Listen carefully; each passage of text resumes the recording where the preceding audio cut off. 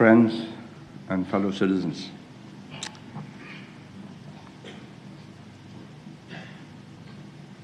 It's symbolic of the change in our lives and the speed of change that I find myself in the conference hall in air-conditioned comfort, which makes a great difference in the physical effort required. But of course, it also means I've lost a certain atmosphere. And the mood, the interaction between community center leaders, consultative committees, residence committees, the things they laugh at, the things they don't laugh at, they mean important matters of great moment. So when I had some laughter from the crowd because they thought it was funny that, and so I thought it was funny that the SBC trying to recreate old Singapore and rioters and so on hired a few rather well-dressed, well-fed people to pretend to be rioters. And they couldn't even muster the energy to be angry or to look angry. I thought, God, this is real change, perhaps for the better.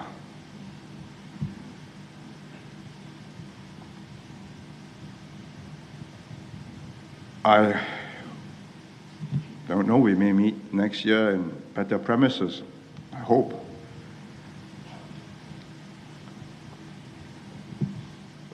10 years down the road, my successor will have a modern concert hall, conference hall.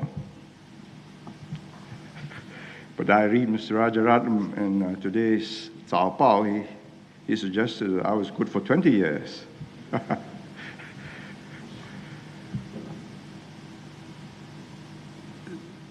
The nub of the problem is that we are not able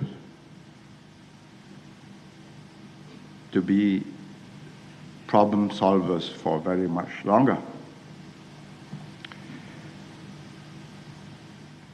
And therefore, we must get into place a system which will guarantee that it will continue, even if conditions become adverse, and even if the leaders are unable to have the same rapport, empathy, and can make them give that extra ounce, more energy, effort, sacrifice. Because that was what it called for before we got here. Of course, now we've got here, it all looks very easy. If you look at the reports of the various companies, you think, well, see, should have been predicted a long time ago.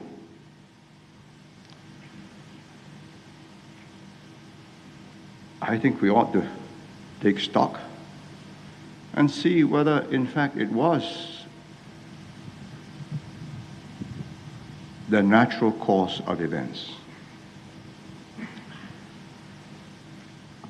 Several countries have done as well as we have in the last 20 years. Hong Kong, Taiwan, South Korea.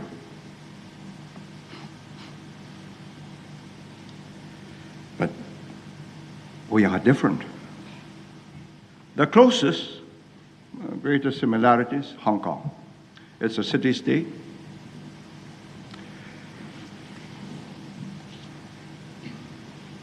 But the texture of the two societies vastly different.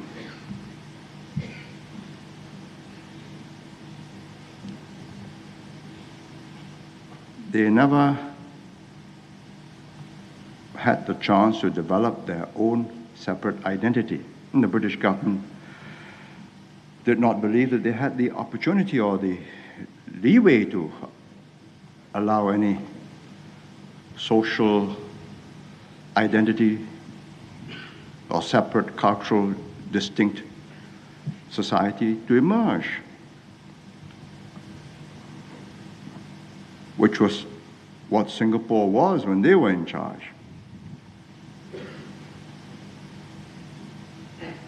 What have we done that's made it different? We emphasized all the common interests of everybody. And we awaken common responses. It's active nation building. It's a pretentious word, but I use it for want of nothing more suitable.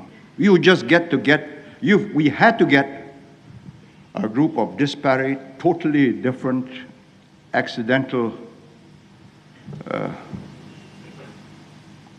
co-citizens to feel that they got to make common cause. And it could have been very different. The Tamils in Jaffna and the Sinhalese in the rest of Ceylon have been living on the same island for 2,000 years. They're still at it. And it makes gruesome and terrible reading.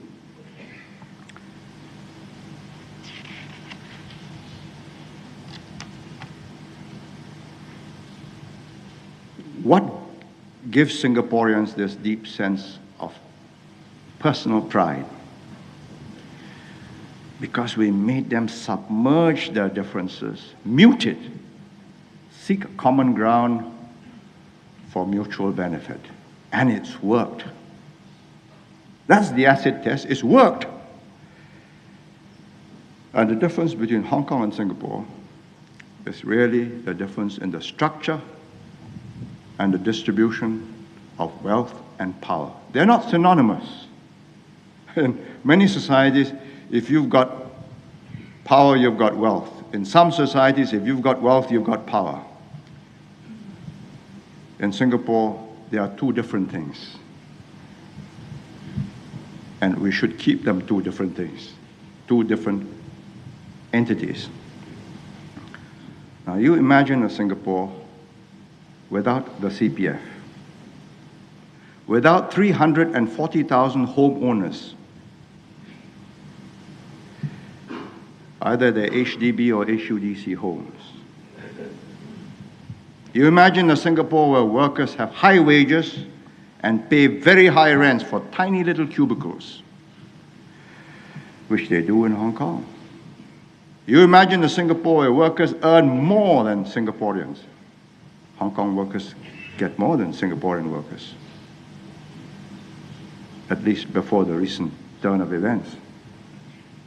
And where their savings are regularly depleted by finance companies or deposit-taking companies vanishing or going broke or something happening, or manipulation of the stock market. You just cleaned out. And just imagine how resentful, sullen, disgruntled, resigned, fatalistic Singaporeans would have been, and how disparate they would have been, because you then cling together to people whom you feel you can trust, your family, your clan. We have broken through all that compartmentalization. We have created a degree of trust.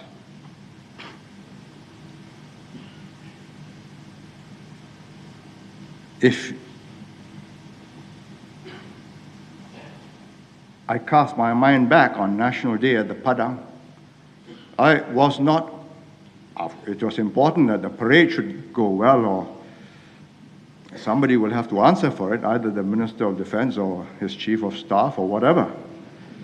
But what was important, what I was looking for, was the mood of the parents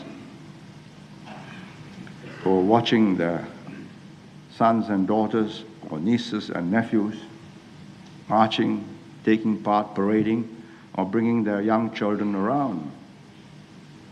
There are members of various community associations, the CCCs, the MCs, and now the RCs. They are important people in our setup. This is part of the power distribution. They enable signals to go up. You can reach the highest persons in the land through this net. You look for your RC man, he'll bring you either to the CCC or to the, if he's on good terms with the MP, he'll bring you to the MP direct, and he will find access either to the head of HDB or whatever, and if necessary, finally to me. It is not just so many empty initials.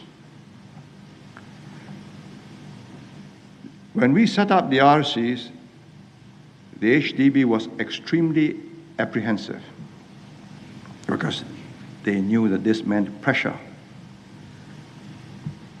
Better services, quicker attention to repairs for lifts, breakdowns, water, all sorts of things. I said, no, it has to be done anyway. It started off 6 years ago, seven constituencies, including mine. See how it worked. And it worked. And they could cope. And we've brought a sense of community. And it is these invisible ties, the sense of belonging, the sense of security of life in Singapore, that makes it a different place. So when you look up at your flat in the sky, and you look at the landscape, greenery, the trees, the shrubs, the ponds, the gardens, the children's playground, the stadiums, you know that you are not only the owner of that flat, but collective owner of all that's around it too. And if you are the RC member, then the fruit, when it ripens, that's for you to reward who's been helping you. They say, no, don't plant fruit trees, we'll have a lot of trouble. But it's a negative approach. We tried, they died. I said, all right, try those which will live and get strong and will not bear fruit until they can stand vandalization. So we went for varieties that could do that. And it succeeded. If we never tried, we would never have made it.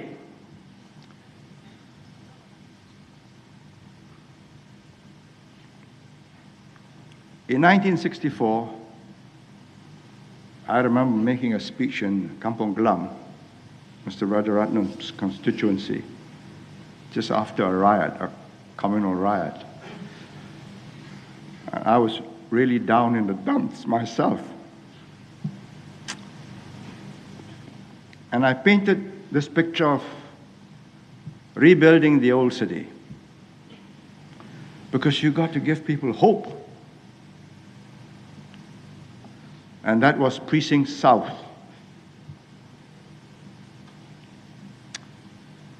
Nobody believed.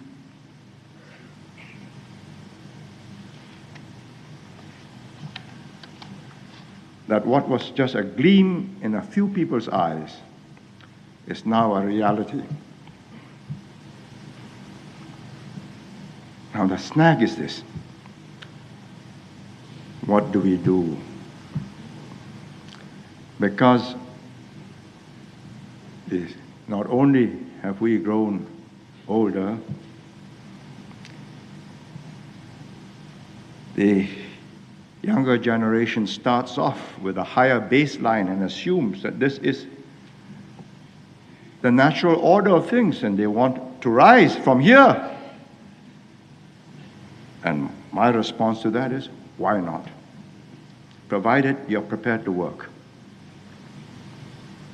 If you are prepared to give of your best, we'll reach out for the stars.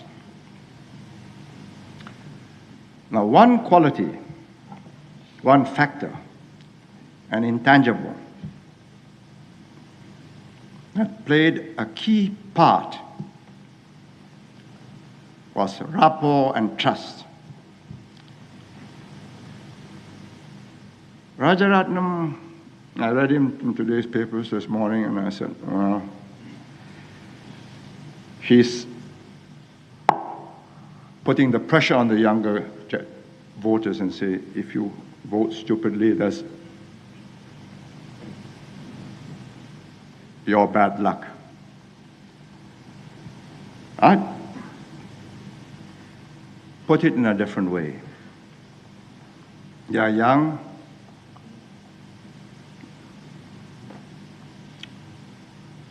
They have not known hardship. And I hope they never will, because it's part of my job not to bring unnecessary hardships.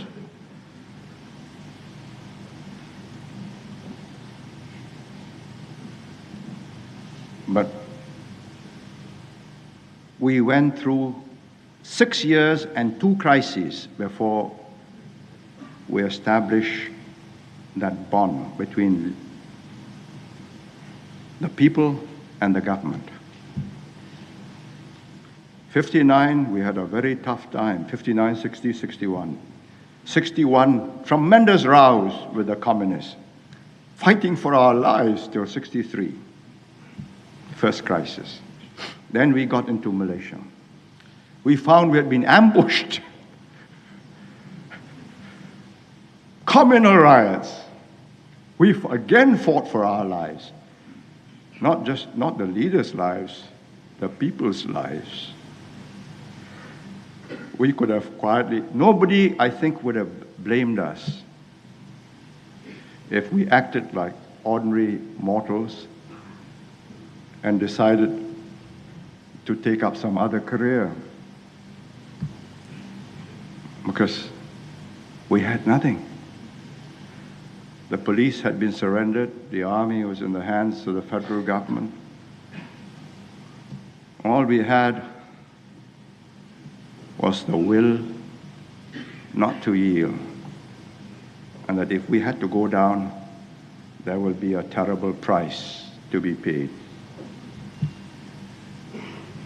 And they found it quite credible. That's why we have today Singapore. That's why the generation that's alive and can remember 65 must know how fragile, how delicate this whole creation is. It's only 19 years. You can just flip the coin, moods change, problems galore, just wrong handling. But of course, as we established control over different problems, we also developed a certain finesse in dealing with our problems.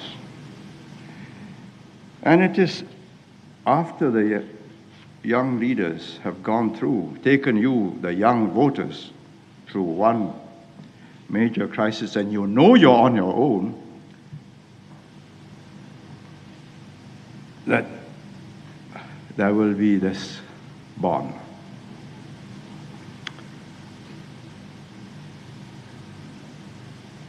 If not, well, it's very sad for everybody. I can only do our best, and you've got to do your best. And this is not fun and games. This is for keeps. What we can do before time runs out for us is to tackle all the difficult, spiky, sensitive issues. Nanyang University, it was going to die a slow, painful, tortuous, pitiful death. 78, I got it together into a joint campus with the University of Singapore. 81, I got both councils to agree, have a National University of Singapore and Kent Ridge, have a Nanyang Technological Institute, which will become a university at the Nanyang campus, which meant sorting out the problems in the schools, retrieving or saving 7 or 9 of the best schools for the special assistance program to try and keep, and I think it is worth keeping, a certain ambiance, perhaps old world style of courtesy and discipline, which you don't find in the English language schools, which is a pity. A certain easy informality. Teacher comes in, the students are rowdy, teacher goes out, nobody pays any attention. In a Chinese school, when the teacher comes in, you stand up. Lesson then starts. You greet the teacher, good morning, before the lesson starts. Old world, but extremely important points of courtesy, etiquette, that differentiates us from animals.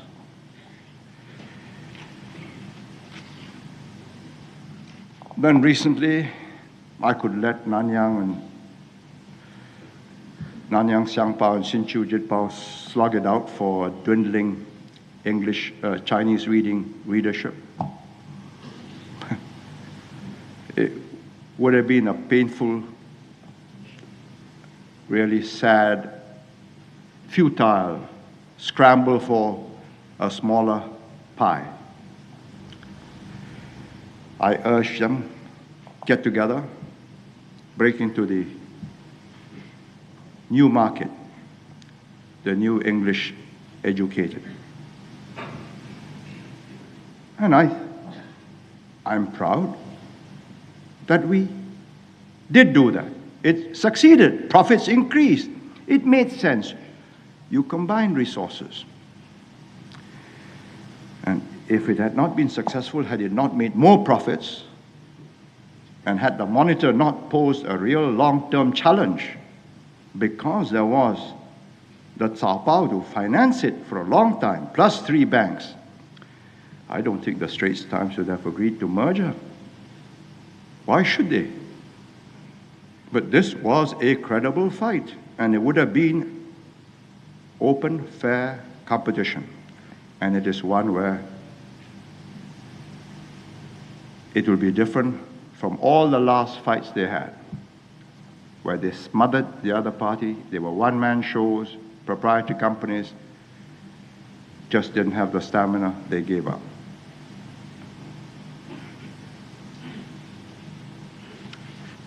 So all the spiky ones are the long-term ones. Of course, the most long-term and the most difficult to resolve are the large numbers of unmarried graduate women.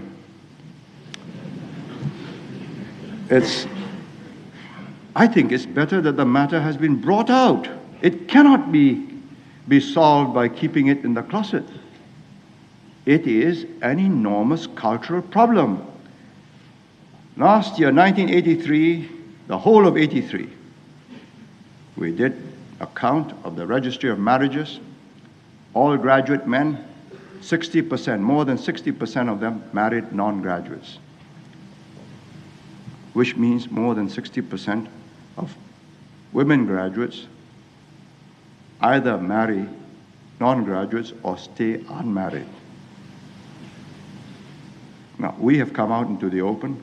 It was of interest to me that our man in Peking sent a copy of their newspaper. They have also said this is an enormous problem. They've got hundreds of thousands of them. Same culture.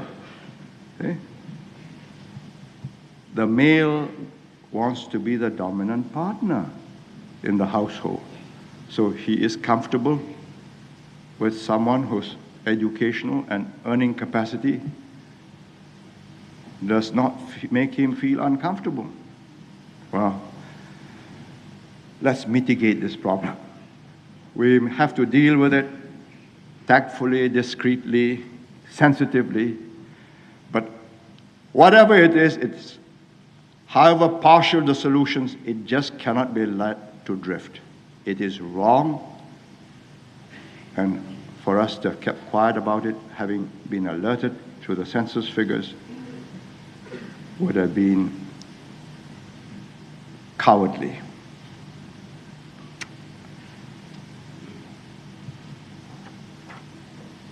The core problem is self-renewal. How does this continue? Well, we've talent scouted, we've recruited, we've tested, and literally put them through very harsh, designed to test breaking point kind of duties. Like, metaphorically, it's like some of these machines for testing durability of materials. You tear it, you pull it, see whether it'll stay in one piece. And those whom we have found are not only able, but also the best, and by the best we mean not only honest and unselfish, but willing to and can relate to people, which is a very difficult attribute. You either have it or you don't have it. Specific policies will have to change with changing circumstances. They are not cast in concrete. And we cannot be confined by any dogmas or ideology. But our objective must be constant. The highest good to the most people. And if this leadership maintains and improves on this network of grassroots organizations, then they can galvanize the aspirations of the people who vote for them, and they can generate that sense or keep giving that impulse of common endeavor and a common destiny, because that's what we have. And it's because the Tamils in Jaffna and the Sinhalese in the rest of Ceylon just don't accept that that's one island and they have to live together.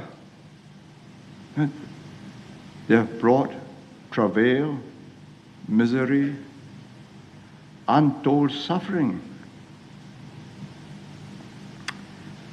I would be less than frank if I said that all this change was smooth and plain sailing.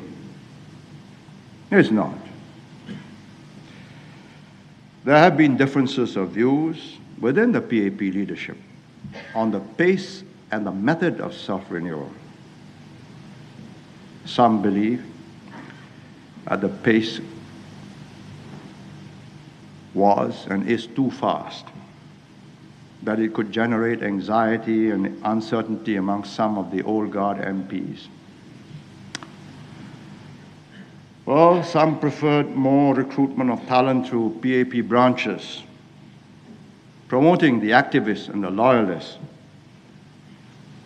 Unfortunately, we've tried this for years and years, with such meager results. Now, some propose that we create conditions under which we can appeal to the idealism of youth, the same idealism which moved the older generation in the 1940s and the 1950s. How? How do we recreate the Japanese war, the Japanese occupation,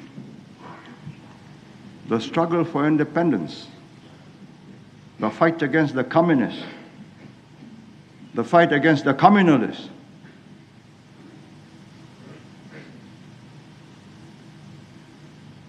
Mao, faced with the same problem, tried to recreate the Long March, and his Cultural Revolution wrought havoc on China, from which it has not recovered.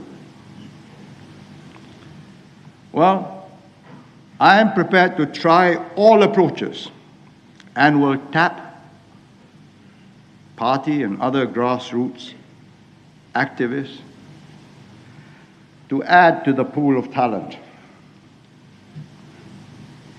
But my senior colleagues, Dr. Goh, Rajaratnam, and I, we believe there's no slowing down. We press on quickly, because I do not know how much time the old gods have got. My senior colleagues and I, we are all in our 60s, either early or late 60s. Last October, I had 3 of them in hospitals at the same time in different parts of the world.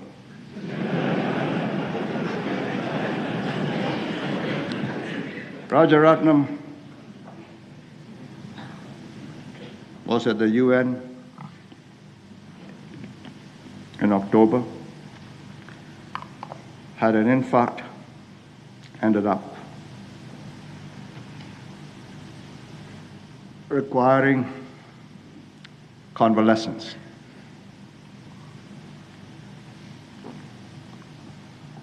Whilst he was in New York, Dr. Goh went in for some treatment at SGH. Whilst he was there, Han Sui-sen had an infarct, and so I visited 2 patients at one time and had reports on a 3rd patient in New York. Han Sui-sen died after having lunch and a chat with Dr. Goh. Having recovered, doctor released him from intensive care.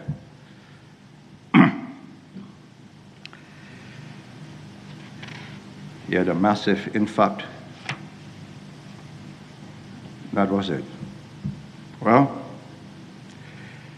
a skillful surgeon in London in November really, because I remember getting the report when I was conferencing in Delhi. Mr. Rajaratnam was under the knife. They did some plumbing to his heart, 4 extra plumbings. It was successful, and he's got a reprieve. Goh Keng Swee has got a remission.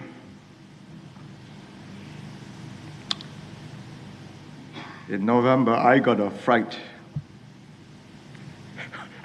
Last day of the conference, my doctor told me, let's go home. I started bleeding. So he said, no. What is it? I said, I don't know. I've been operated for piles. So he looked at it and said, let's go home. I said, why? Why not check up here? They must have instruments. He said, I have discussed all these possibilities before we left Singapore, and I've got introductions to all the people here from our doctors in Singapore who are friends of these Indian doctors. And they say anything requiring possible blood transfusions and other things, and in your case, I'm not going to take a chance we catch the first aircraft home. What could it be? He didn't tell me, but what else can it be? So a plane was diverted. Bahrain, Singapore, it went Bahrain, Delhi, and within 8 hours, from the time it took place, we were in Singapore. From the time we telephoned Singapore, which was very good work on the part of SIA, and I owe them a tribute for inconveniencing the passengers. But it also was an amber light.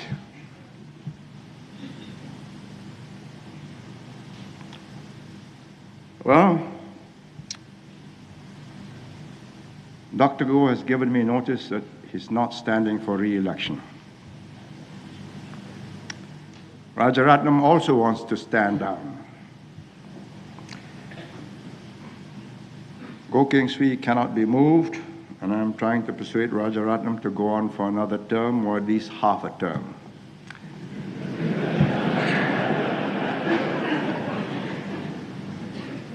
But the practice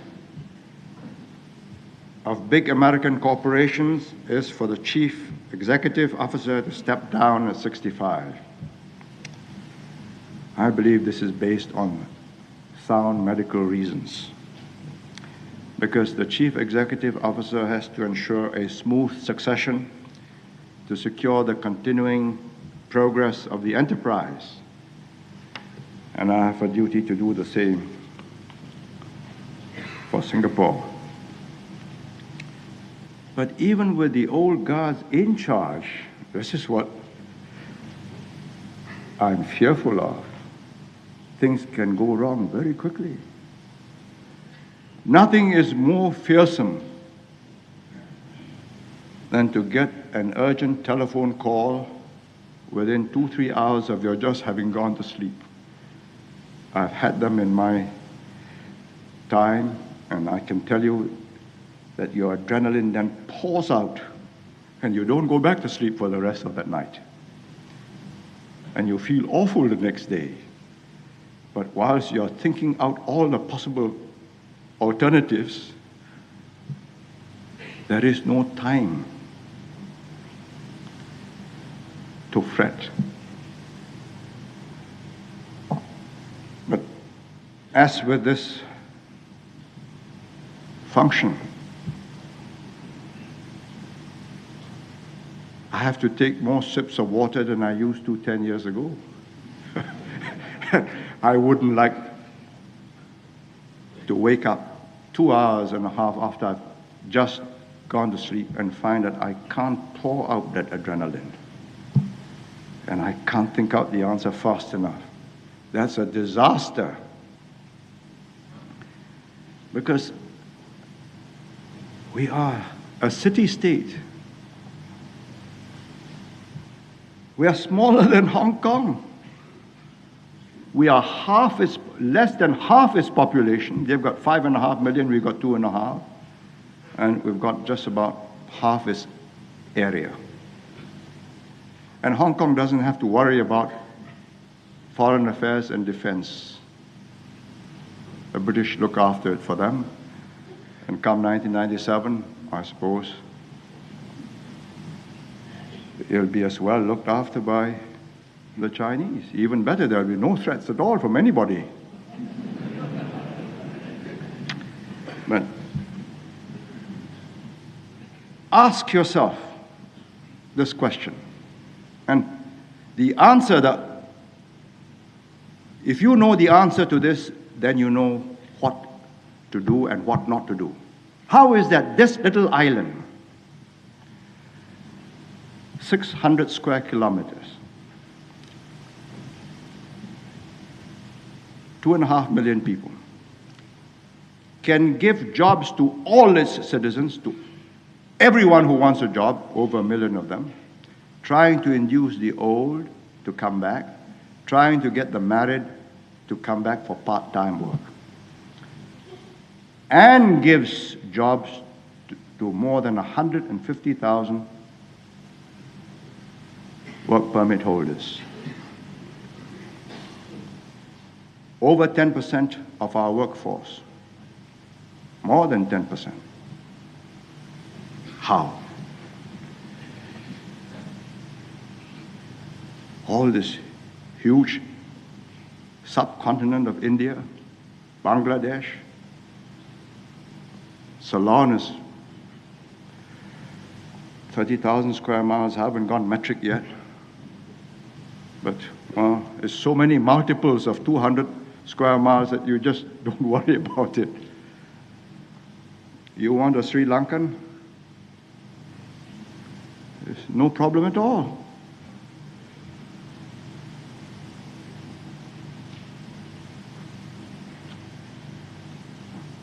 What is it? Just organization, stability, efficient, effective, corruption-free government and administration. Everything works, whether it's water, electricity, gas, telephones, telexes. It just has to work. If it doesn't work, I want to know why. And if I'm not satisfied, as I often was not, the chief goes. And I have to find another chief. Firing a chief is very simple. Getting one who will do the job better, that's different. And the most critical factor is confidence. Confidence of the people, not just your own citizens, but confidence of foreign investors, foreign governments. Confidence that there is a government in Singapore that will act swiftly, rationally, and often predictably.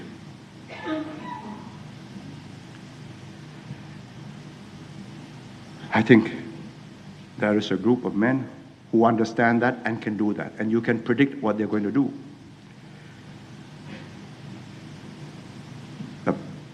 What I cannot say until they are put to the test is, can they persuade the people to jump over that high fence when it's necessary? I saw the Olympic trials, and the rider couldn't persuade the horse to go over.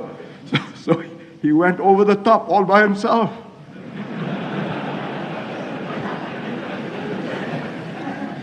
And I thought to myself how lucky I was, because I got the horse. I said, come on, let's go. Giddy up. We can do it. The horse took a deep breath. Over the top. A golf pro once did a trick shot for me. I was in a crowd of admiring spectators. I said, marvelous. He put the golf club, not with the face facing the ball, but with the back of the golf club facing the ball. Then he took a swing and whipped the ball, and off it went. I said, there must be a trick here. I said, do it again. He says, no, once is enough. Don't risk your luck a second time. That's how close we came to disaster. And when I read all these wiseacres, no group of men are wiser than a foreign correspondent who's been here 6 months. You know, if I were an Israeli, every letter, every wrong article will get a letter in reply. But it's so silly. They got it all wrong. They don't even know what happened when we were independent. They've come here, the thing works. Why? Lack of human rights, free press, tame, docile, too clean, sterilized. I thought to myself, God, I should get their predecessors back. One day, perhaps I should go through the old list of men who used to interview me in the 1950s and 60s and get SIA to fly them back. Free. The stench, the filth, the total confusion, the sense of despair and hopelessness. What did it? Human rights? Are they bankable? I used to tell them, and I said this on television often to them, I said, look, you tell the British government or the Australian government that they underwrite. If anything goes wrong, they will admit 2 million people. At that time, we were less than 2 million, 1.9 million people. They will admit them to Australia or Britain or America, and I will follow what you tell me. And if it comes to grief, you take my people. When you have no food, you tell me where you go when you haven't got a job. You go to the UN, you're right, or ILO in Geneva, all minimum conditions, minimum wage, what they should get. Millions are unemployed. What are they talking about? 30 million in Europe.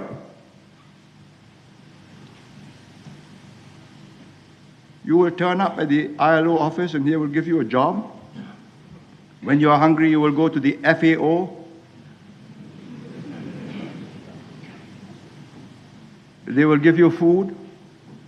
Or you're sick, you got no medicine, you go to WHO. Is it bankable? This is the only bank you have, the Singapore government. And if we don't do it right, your checks won't be honored. One flip of the coin and it goes sour and we have 20% unemployment. What do you do?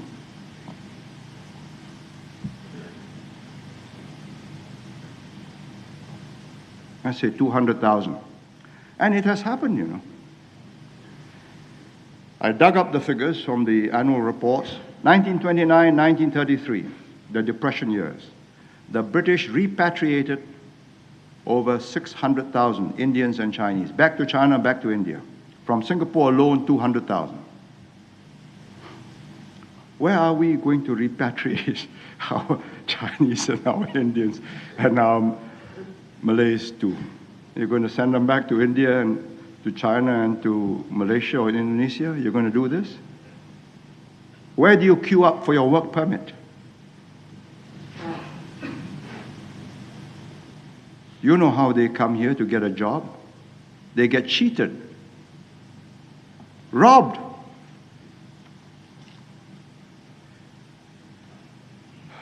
So contemplate all this, and I say this especially for the growing group of the intelligentsia who read these magazines. Just remember, who wrote it? What is his stake? What is his interest in your future before you believe him? I was once asked a whole series of questions by an Australian. Why we ban long hair, and why are we so tough on people who smoke marijuana and so on and so forth?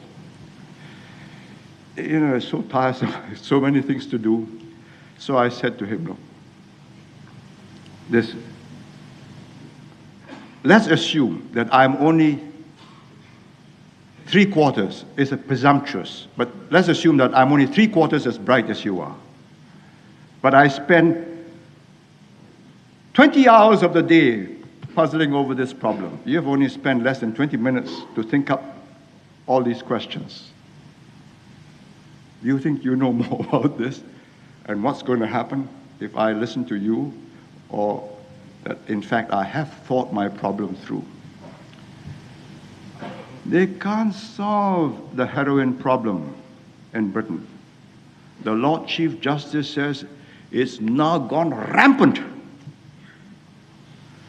I was doing my aerobics on my rowing machine, and I had BBC on, and they quoted Lord Chief Justice Lane. And he was very vivid. He says, there's no need to rob a bank. There's no need to take that risk. All you got to do is to sell heroin to the kids, and they will rob their parents.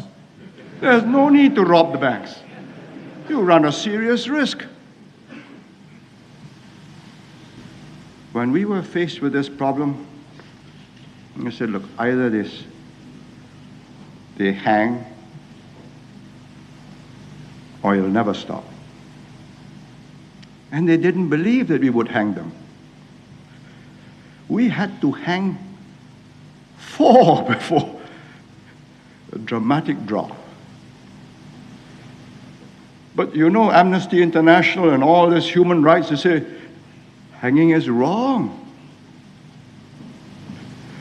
I say, look, if you believe them, when your child is, or your teenage son is a victim, look for them.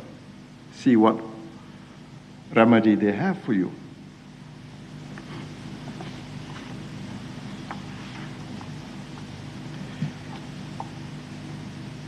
But I believe we have the future relatively secure.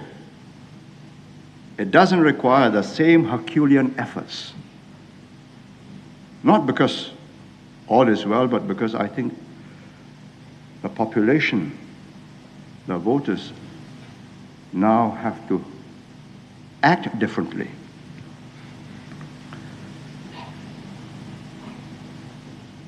We knew that we could not maintain stability and progress just by sheer force of will and powers of persuasion. So early on, we said, give them a stake. 1964, we started increasing the CPF, selling homes. We only sold 1,400 homes, 1964. By 1974, we sold 75,000 homes. June this year, we have sold 340,000 homes. By the end of the year, 370,000 homes. HUDC, HTV. The man's perspective changes. It has to change. We're building 40,000 a year for the next 2 to 3 years. Then they expect the demand to tail off, maybe 20, 25, 30,000. But by 1994, 10 years from now, no mishap, we should have 650 to 700,000 homeowners. 3/4 minimum of the households. That's a different electorate. And it's a happy position. First 6 months of this year, 27 new buyers wanted registered. But you know,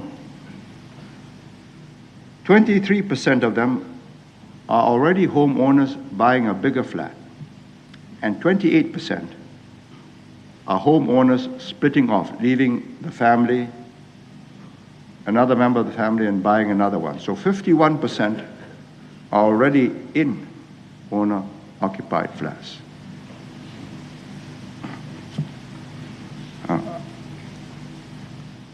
Why do we do this? Simple. There is a quality about property which is unique. It is immovable.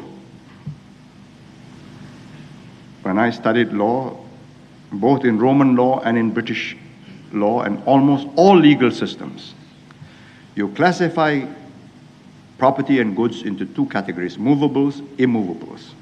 Then of course you can argue about whether the tap, because it's been screwed in, is a movable, or whether the wash basin which has been cemented in or the tile is a movable, or an immovable. But definitely you can't dig up the foundation unless it's a caravan. The value depends on confidence, growth, orderliness, stability, incomes of the people, and prospects of further stability and further growth. Then it goes up. And so it went up in Hong Kong. Peaked in 1981. Everybody bought at high prices, it went up higher.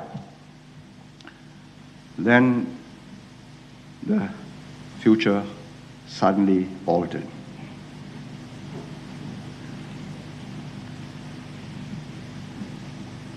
I ask you, those of you who are homeowners, and those of you who want to be homeowners, and we are encouraging all of you. And that's a reason when we say, yes, you can use your CPF, buy a home. Second one, you will have to make sure that this place works. That if you vote a stupid government into office or an irresponsible one, you are done for. Nothing can save you. Politics now becomes a very serious personal business. And it's not just the home. You will have CPF accounts, and we've done some rough calculations, tentative ones. A worker, $600 a month. Starting work, 22 years old today. We assume growth at 4% in real terms, first 10 years. Next 10, 3%, last 10, 2%. 33 years. He will not only have a house worth about $50,000 today at this moment, he will also have a CPF balance of $70,000, which would have included a 2 to 3 year period when we've hit a depression and he could take half his salary out to survive, because there's also unemployment relief. You may think that this is an overcautious government, but you know there are theories about trade cycles. There's a theory called the Kondratiev cycle, that between 40 to 50 years, between peaks of high economic activity, you go down, regardless of what individual governments try to do. World trade, world economic activity subsides. And we can't send people back. We don't grow rice. And even if we are rearing pigs, where are we going to pay for the corn and the feed? So we must have resources. We've been through one hungry patch. Once is enough. We have reserves. And you have got to make sure that no sweet talker ever sells you the soft option. You know, easy, bus fares, PUB charges, conservancy charges, health charges, all can be made cheaper. In many third world countries, basic foods are subsidized. So when the country goes broke, the IMF comes in, says rescue package, off with a subsidy. Egypt took off the subsidy on wheat, price of bread went up, riots took place, half subsidy restored. IMF relented because the Americans said, well, never mind, better help. The Egyptians are a friendly government. Once trapped in that cycle, you never get out of it.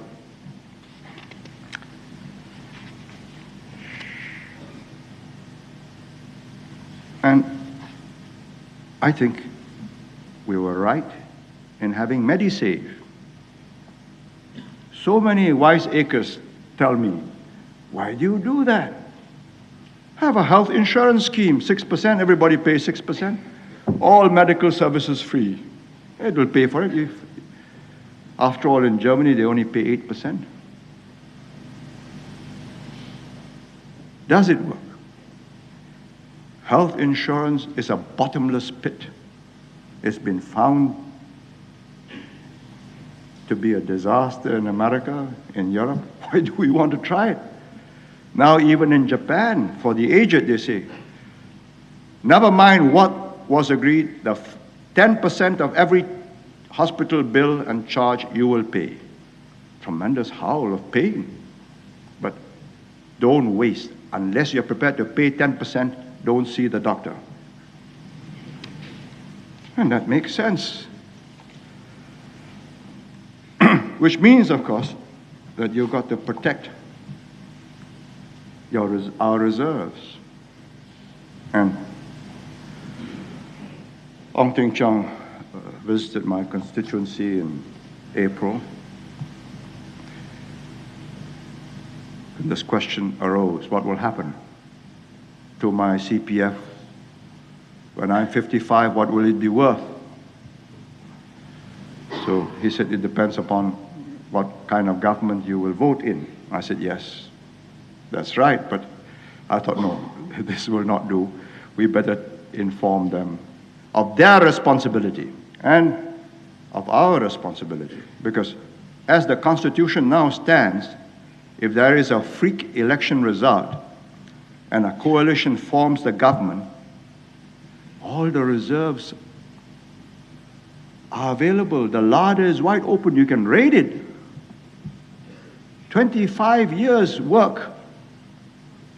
Savings. You can go on a spending spree for 5 years, and then we are another broken back country. So we've thought out some blocking mechanisms so that no government can spend previously built up reserves. You build up the reserve, you spend it. You promise free buses, right, raise the taxes. But you're not spending what we have saved of Singaporeans' wealth. And I think we should have a president with a moral authority to block it.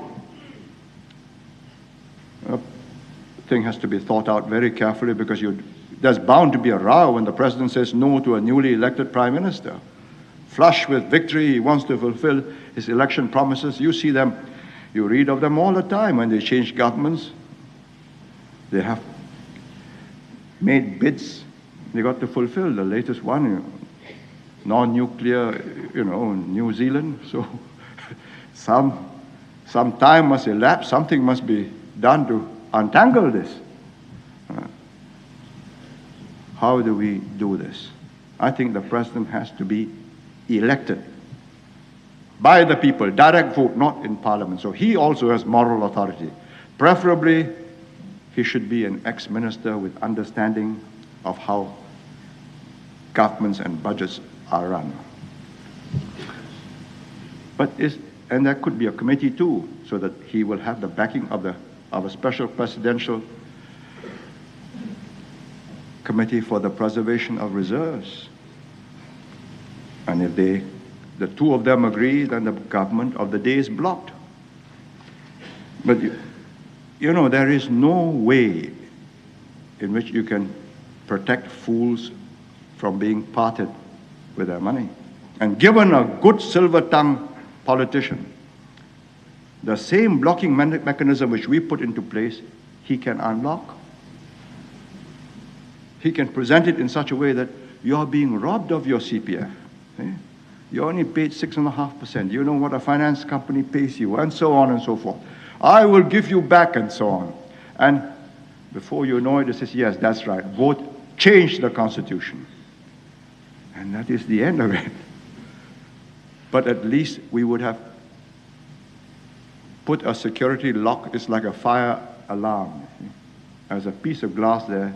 Knowingly, you put your fist through that glass and you pull the alarm. I say, well, that's your good luck. But I will feel a lot safer when I've done that.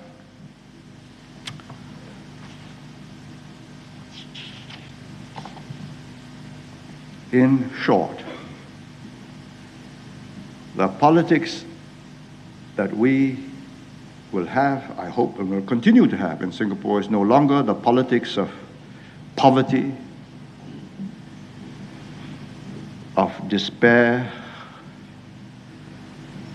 but a politics of progress and of hope. Not the politics of squatters, but the politics of owners. And there's a vast difference between the thinking, the attitude, the philosophy of life, and the expectations of people, and what they do when they are squatters, what they do when they are owners. In the 1950s, if there's a riot, well, the crowd joined in. Why not? I'm poor, I'm hungry. These are people with all these big cars, let's burn it. And they burn people's cars for no rhyme or reason. Your car was just handy around, break the glass, turn it over, toss a match, off goes the petrol tank. And if you're not covered for riots and civil commotion for your car, your insurance, well, that's just bad luck. Now, I saw something in 1969 which cheered me no end, and I decided, no, we will up the stakes. We had riots in 69, a spillover of the riots in Malaysia. And with my own eyes, I saw them going down to the void deck ground floor and carry up their motorcycles. I thought, oh, he's not insured, he knows it. That's the end of his motorcycle. Somebody tosses a match. So it's not a bicycle. I said, yes. Why not give him a house? Quickly. Supposing in Colombo, they all had houses. 70%, 80%. Would they be burning each other's houses? I think you burn each other's houses when you're both tenants. It doesn't matter. Look for another house. But when you are the house owner, you say, please, this is yours, that's mine. Live and let live.